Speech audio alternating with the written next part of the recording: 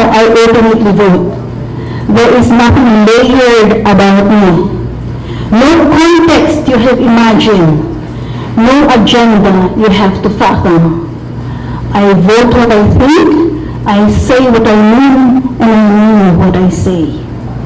As one fellow justice, puzzled by my unexpected willingness to be upfront about things, asked a colleague to be perceived to be close to me who I really am. And this latter colleague replied, ganyan lang talaga yan si Justice Sereno. Kung anong paniwala niya, sinasabi niya. I have no hidden personal agenda and I have no interest in creating one. I simply see my role as a judge as a humble yet highly edifying one. We, justices of the court, are to simply apply the law to the truth that is staring us in the face after much searching by the mind and after much reflection by the heart. It is a humble role because we can go no further than what the Constitution, the law, and the rules of statutory construction allow us. We do not replace the shared values of the community with our own. Yet, our role as judges is a highly edifying one to society. For in invoking the lofty vision of the Constitution, in painting before our people the prospect of a more just society, in living upright lives, in order that we can be in position to tell our people, this is the truth, this is the right way, this is the path. We edify our society and build for future generations a foundation that is built on solid rock, not on the passing fancies of politics, but on the more enduring values of our people. It has been asked, how I can be the Chief Justice if I am largely known as a dissenter? Was Chief Justice Claudio Tihanki unqualified when he was so appointed because of his reputation as a dissenter? Or did not his brave dissent in the face of much opposition by the established majority, in fact, qualify him to lead the court in its period of renewal? Yes, I was a dissenter in the highly explosive political cases, and I will again dissent if there is a concerted effort to deny the obvious truth. But in the high majority of the decisions promulgated since I joined the court, I have acted with the majority and I have made many important decisions that were concurred in unanimously. My colleagues in the court have sworn the same oath of office and are bound by the Constitution. We are all professionals, and I believe I have gained the respect of my colleagues with the quality of my analysis and my writing, and with the very hard work I have put in.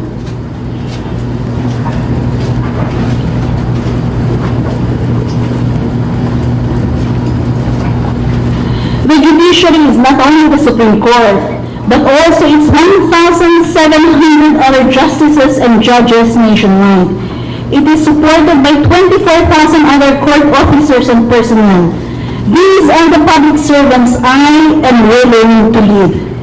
Recently, 2 newly appointed judges sought to take their oaths of office before me.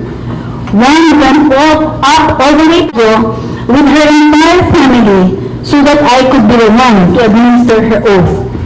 The other was a Muslim judge who brought with him his pregnant wife, an infant daughter, and other relatives. Both were largely unfamiliar to me, but both said the same thing. They sought me out to administer the oath to them because I am their role model.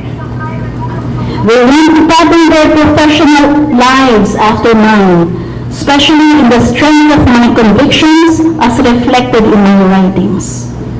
The wife of the new judge expressed the hope that her daughter would grow up to be like me.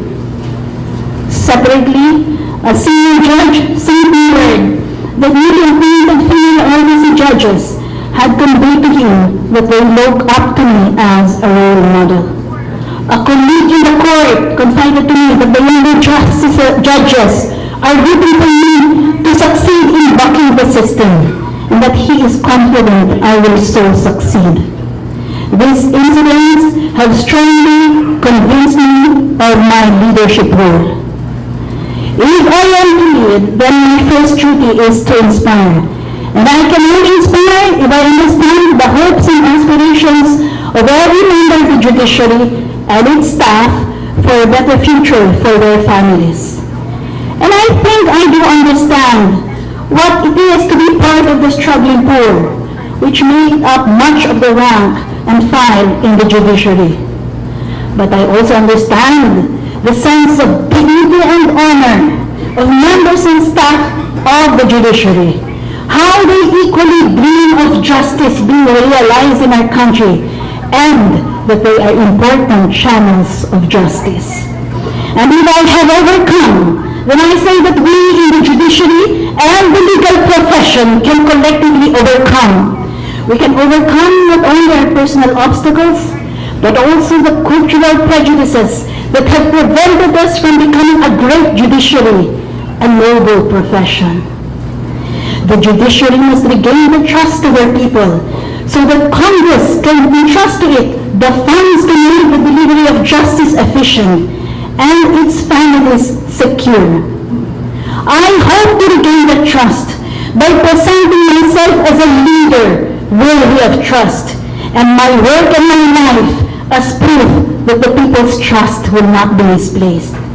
I am a servant of the public, and if asked to lead the judiciary, I would also be a steward of public treasures and of the lives of the men and women who have made service in the judiciary their career. It will be my duty to succeed. To demonstrate that we in the judiciary have no skeletons to hide, if appointed, I will disclose to the public our case disposal rate, official reports on our budget and covers audit of expenditures, the state of our various funds, including support funds from the donor community, and will, in consultation with the community, set key result areas with milestone dates by which we will measure our performance. I present 18 years of possibilities, of being able to conduct a deep search for the best and the brightest in the land, who are to be set apart as a generation of judges who will commit themselves to lives of uprightness and excellence. I am willing, through how I have lived and how I will live, by God's grace, to be the first to be daily tested if I meet the highest standard of integrity and credibility. I am willing to be measured by the degree of sacrifice I make, by what I am willing to give up, in order that the vision of a judiciary that is truly noble, upright, independent, learned, and excellent in every way can become a reality.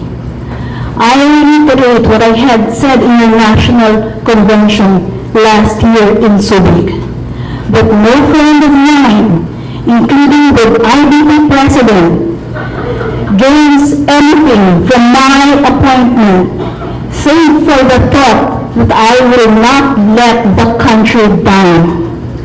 I shall continue to be our people's steward of justice, resolving disputes with human hand and an eye towards reestablishing faith in the rule of law. Indeed, even my husband does not gain anything from my appointment. As proof of this, I watched silently last year as the court and bank reversed the victory that my husband and his company had already merited from an RTC in Makati. If I will not do anything ethically wrong to advance my husband's cause by refusing to promote it with any of my fellow justices, neither will I do it for anybody else.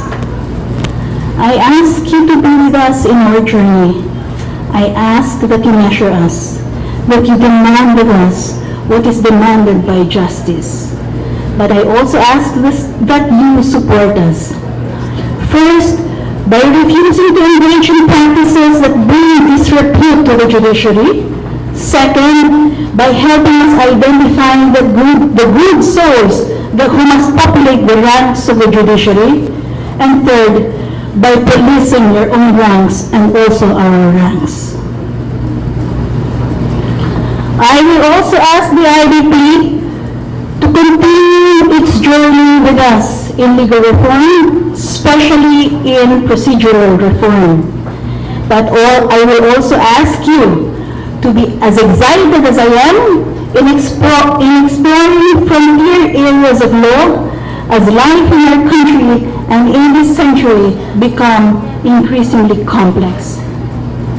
Together, I believe that we shall restore our people's faith in a justice system that works and that responds to those who desperately need it most.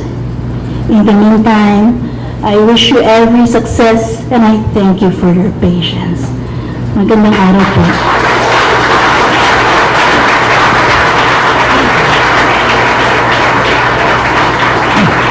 Thank you very much, Justice Sereno. Please stay on stage because your classmate will be giving you the certificate of who gains nothing and who will gain nothing.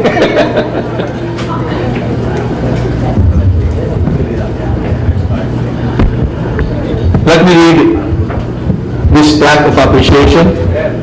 The Integrated Bar of the Philippines presents this plaque of appreciation to Honorable Maria Lourdes A. Sereno, Associate Justice, Supreme Court of the Philippines, for her enlightening presentation of her judicial philosophy and reform agenda as nominee for Chief Justice of the Supreme Court of the Philippines at the IDP Forum on the search for the next Supreme Court Chief Justice, defining the best candidate for the post, held on 16th July or 20th July 2012 at the J.D. Reyes Hall, IDP Building, Vargas Avenue, Ortigas Center, Pasig City.